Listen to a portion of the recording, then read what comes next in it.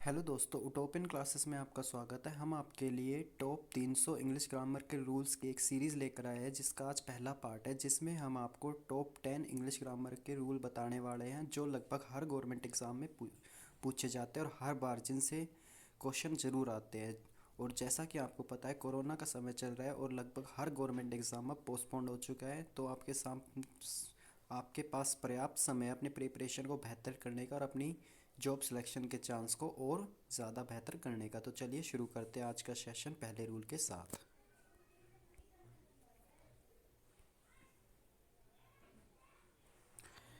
पहले रूल में क्या बताया गया है कि कैन, जो कि एक मॉडल वर्ब है, होता है का प्रयोग पावर शक्ति, एबिलिटी योग्यता तथा कैपेसिटी सामर्थ्य क्षमता को अभिव्यक्त करने के लिए प्रयोग किया जाता है। इसमें क्या बताया गया है, कैन जो कि एक मॉडल वर्ब होता है का प्रयोग पावर शक्ति, एबिलिटी योग्यता तथा कैपेसिटी सामर्थ्य को अभिव्यक्त करने के लिए प्रयोग किया जाता है। इस जैसे कि एग्जाम्पल देखते हैं।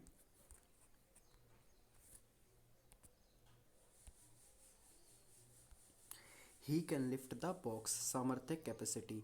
इसमें क्या बताया गया कि वह बॉक्स को उठा सकता है, उसके पास ये सामर्थ्य है, उसके पास ये कैपेसिटी है कि वह उस बॉक्स को उठा सकता है, इसलिए इसमें हमने कैन का प्रयोग किया है। He can solve the question, इसमें भी क्या बताया गया है, इसमें ये बताया गया है कि वह इस क्वेश्चन को सोल्व कर सकता है, उसके पास ये योग्यता एबिलिटी है, इसलिए हमने इसमें कैन का प्रयोग किया है। चलिए अगले रूल की तरफ पढ़ते हैं।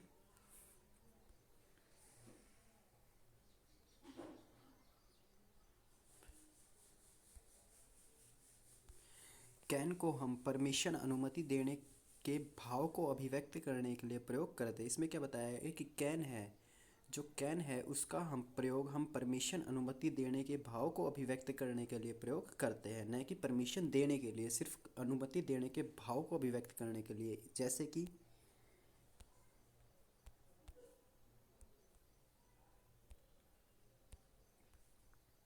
यू कैन गो नाउ, तुम अब जा सकते हो। इसमें अनुमति देने के भाव को अभिव्यक्त किया गया है कि अब तुम जा सकते हो, तुम्हारी मतलब कि अब यहाँ पर जैसे कि ज़रूरत नहीं, या फिर तुम अब जा सकते हो, तुम या अभी के अभी चले जाओ।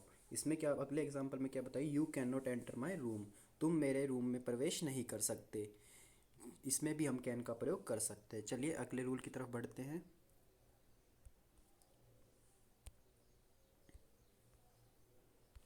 कैन का प्रयोग हम थ्योरेटिकल पॉसिबिलिटी सैद्धांतिक संभावना को अभिव्यक्त करने के लिए प्रयोग करते हैं। इसमें क्या बताया, कैन का प्रयोग थ्योरेटिकल पॉसिबिलिटी का सैद्धांतिक संभावना को अभिव्यक्त करने के लिए करते हैं। जैसे कि everyone can make a mistake. इसमें हम वैसे तो थ्योरेटिकल पॉसिबिलिटी के लिए हम सिंपल प्रेजेंट टेंस का भी प्रयोग कर सकते हैं और कैन का भी, वो तो हमें क्या नाम है, एग्ज़ाम के ऑप्शंस पे डिपेंड करेगा कि हम कैन का प्रयोग करते हैं सिंपल प्रेजेंट टेंस का, इसलिए जो एग्ज़ाम में सूटेबल हो आप उसका प्रयोग कर सकते हैं। चलिए आगे बढ़ते हैं अगले रूल पे।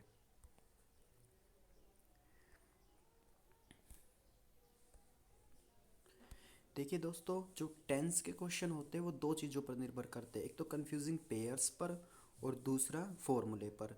हम इस वीडियो में आपको कन्फ्यूजिंग पेयर्स के बारे में बताएंगे और फॉर्मूलों के बारे में हम आपको अगली वीडियो में बताएंगे। इसलिए अभी आप सिर्फ कन्फ्यूजिंग पेयर्स को याद करिए, क्योंकि इन्हें तो सिर्फ कन्फ्यूजिंग पेयर को सिर्फ याद ही करना है आपको। जैसे कि सिंपल प्रेजेंट का पेयर होता है प्रेजेंट कॉन्टिन्यूस, कॉन्टिन्यूस का पेयर होता है परफेक्ट कॉन्टिन्यूस, प्रेजेंट परफेक्ट का पेयर होता है सिंपल पास्ट, और सिंपल पास्ट का पेयर होता है पास्ट परफेक्ट। जैसा कि मैंने बताया, सिर्फ फॉर्मूले और कन्फ्यूजिंग पेयर सिर्फ आपको टेंस में यही याद करना है, ना कि आपको बस ज़्यादा बड़े बड़े रूल याद करने हैं। रूल तो बस दो थोड़े से ही है जो हम आपको वैसे एक ट्रिक वाइज याद करवा देंगे। चलिए अगले रूल की तरफ बढ़ते हैं। अगले रूल में क्या बताया गया है कि हम किसी भी रूटाइन एक्शन रेगुलर अगले रूल में क्या बताया गया है कि हम किसी भी रूटाइन एक्शन जैसे रेगुलर एक्शन नियमित कार्य, इरेगुलर एक्शन अनियमित कार्य, हैबिट्स आदत, यूनिवर्सल ट्रुथ सार्वभौमिक सत्य का प्रयोग अगर किसी सेंटेंस में करते हैं तो उनके साथ सिंपल, उसमें जो वर्ब का प्रयोग होगा वो सिंपल प्रेजेंट टेंस में होगा। इसमें क्या बताया गया, जो रूटाइन एक्शन होते हैं जैसे रेगुलर कार्य, अनियमित नियमित कार्य, इरेगुलर एक्शन, अनियमित कार्य, हैबिट्स, आदत, यूनिवर्सल ट्रुथ, सार्वभौमिक सत्य का प्रयोग हमेशा प्रेजेंट सिंपल में होता है। यानी कि जो वर्ब का प्रयोग होगा वो सिंपल प्रेजेंट टेंस में होगा। जैसे कि इसके एग्जाम्पल देखते हैं।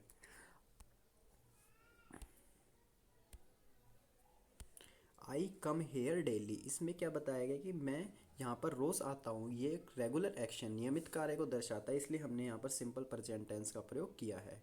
अगला एग्जाम्पल में क्या बताया, ही स्मोक्स, वह स्मोकिंग करता है, ये उसकी एक आदत है, इसलिए हमने यहाँ पर सिंपल प्रेजेंट टेंस का प्रयोग किया है।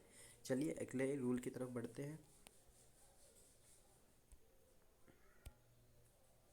अगले रूल में क्या बताया गया है, अगर दो सब्जेक्ट को एंड से जोड़ा जाए तो प्लूरल वर्ब का प्रयोग होगा। इसमें क्या बताया गया है कि अगर दो सब्जेक्ट हो और उन्हें एंड से जोड़ा जाए तो उसमें प्लूरल वर्ब का प्रयोग करते हैं। जैसे कि राम एक सब्जेक्ट हो गया और शाम एक सब्जेक्ट हो गया और दोनों को एंड से जोड़ा जा रहा है, इसलिए हमने यहाँ पर आर प्लूरल वर्ब का प्रयोग किया है। चलिए अगले रूल की तरफ बढ़ते हैं।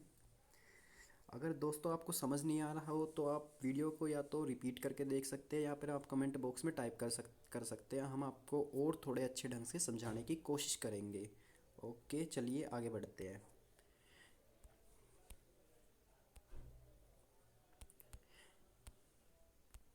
यदि दो नाउन एंड से जोड़े जाए तथा केवल एक ही नाउन के आगे आर्टिकल का प्रयोग हो तो उस समय वर्ब सिंगुलर का प्रयोग होगा। इस रूल में क्या बताया गया है, यदि दो नाउन हो और दोनों नाउन को एंड से जोड़ा जाए लेकिन आर्टिकल केवल एक नाउन के आगे प्रयोग हो तो उस समय हम जो वर्ब का प्रयोग करेंगे वो सिंगुलर वर्ब का प्रयोग करेंगे। जैसे कि a white and black gown was bought by her, a white and black gown was bought by her, white एक नाउन हो गया, ब्लैक एक नाउन हो गया और केवल आर्टिकल वाइट के आगे आर्टिकल का प्रयोग किया गया, इसलिए हमने सिंगुलर वर्ब वाज का प्रयोग किया है।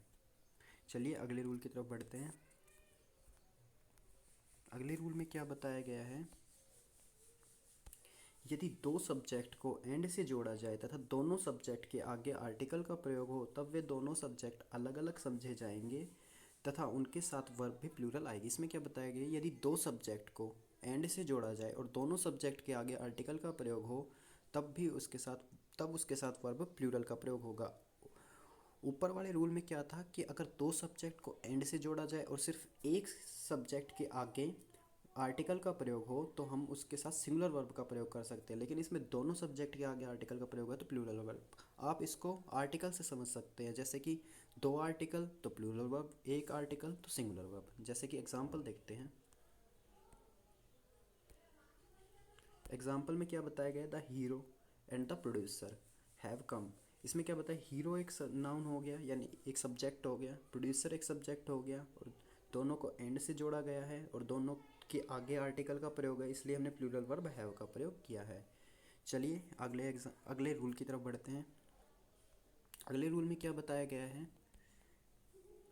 जब दो सब्जेक्ट में से किसी का भी चुनाव न करना हो तो हम नाइदर ऑफ का प्रयोग करते हैं। इसमें क्या बताया गया है, यदि दो सब्जेक्ट को अगर दोनों में से किसी को भी न चुना जाए तो हम नाइदर ऑफ का प्रयोग करते हैं। जैसे कि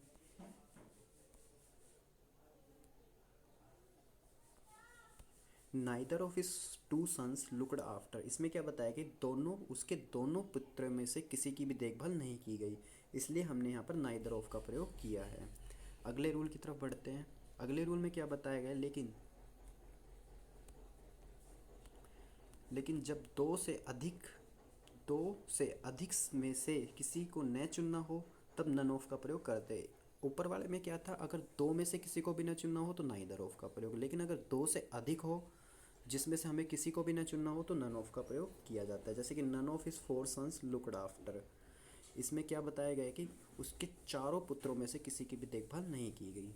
तो चलिए आज के हमारे 10 रूल समाप्त हो चुके हैं और हम आपको एक छोटे से प्रैक्टिस सेट की तरफ ले जा रहे हैं। चलिए, जिससे कि आपकी प्रिपरेशन और बेहतर होगी। जैसे कि देखिए, पहला क्वेश्चन इस प्रैक्टिस सेट का, पहले क्वेश्चन में क्या बताया गया है, he blank swim 2 miles in a single breath. इसमें क्या बताया गया है कि वह एक सिंगल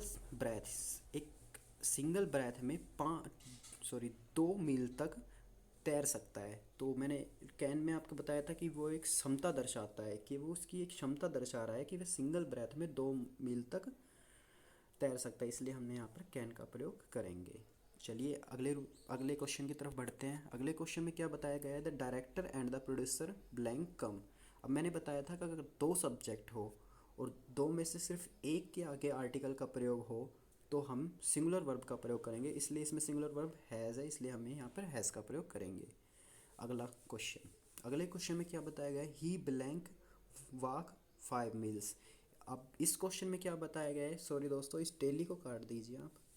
अब इस क्वेश्चन में क्या बताया गया है, ही ब्लैंक वॉक 5 मील, कि वह 5 मील तक चल सकता है। तो इसमें भी उसकी क्षमता दर्शाई जा रही है, इसलिए हम यहाँ पर कैन का प्रयोग करेंगे। चलिए अगले क्वेश्चन की तरफ बढ़ते हैं। अगले क्वेश्चन में क्या बताया गया है, ही ब्लैंक न्यूज़पेपर एवरीडे। इसमें रीड की फॉर्म भरनी है। अब मैंने बताया था कि अगर कोई रूटाइन एक्शन हो तो हम उसमें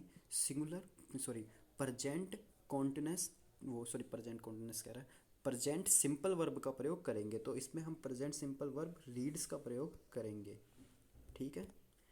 और चलिए अगले क्वेश्चन की तरफ बढ़ते हैं। Blank of his 5 sons is accused. इसमें क्या बताया गया है कि जो उसके 5 पुत्रों में से कोई भी आरोपी नहीं है। तो मैंने 2 के लिए तो नाइदर ऑफ का बताया, लेकिन 2 से अधिक के लिए मैंने नन ऑफ का प्रयोग बताया था, इसलिए इसमें आ जाएगा नन ऑफ। तो चलिए दोस्तों आज का सेशन हम यहीं समाप्त करते हैं और उम्मीद है कि आपको ये समझ आया होगा और इससे आपको कुछ बेनिफिट मिलेगा। तो चलिए अलविदा दोस्तों, मिलते हैं कल नए सेशन में फ्रेश रूल्स के साथ।